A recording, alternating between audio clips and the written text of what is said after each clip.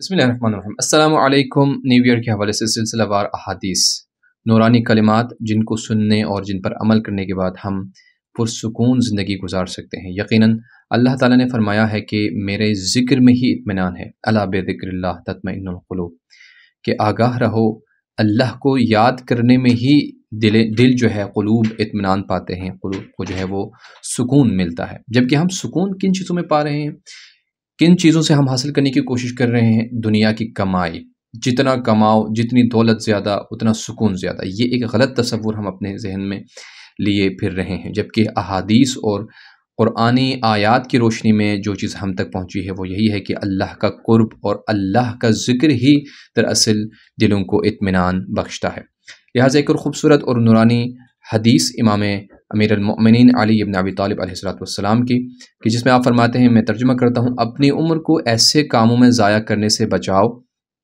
جو باقی رہنے والے نہیں، کیونکہ گیا وقت پھر ہاتھ نہیں آتا۔ یقیناً جو وقت گزر چکا وہ اب ہمارے ہاتھ نہیں آئیں گے۔ اس میں اگر ہم نے کچھ اچھائی کی ہے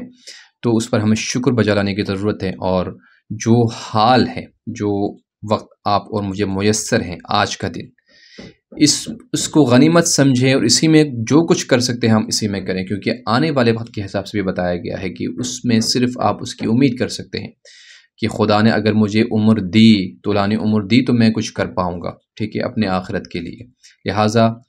جو گزرا ہے وہ اب واپس پلٹ کر نہیں آنے والا۔ اگر اس میں ہم نے گناہ کیا ہو، گناہ کے ذریعے ہم نے وہ وقت گزارے ہوں، تو صرف ہمارے پاس یہ راستہ بچتا ہے کہ ہم توبہ کریں، اور توبہ کے ذریعے ہم اپنے آنے والے وقتوں کو مرتب کریں، اور اللہ اور رسول کے بتائے ہوئے طریقے پر چلتے ہوئے اور ان کے بتائے ہوئے راستے پر چلتے ہوئے بہترین طریقے سے ہم اگر زندگی گزاریں گے تو پھر یہ سکون کے ساتھ ہم زندگی کر پائیں گے، اور آخرت کے لیے بھی ہم بہت کچھ کر پائیں گے۔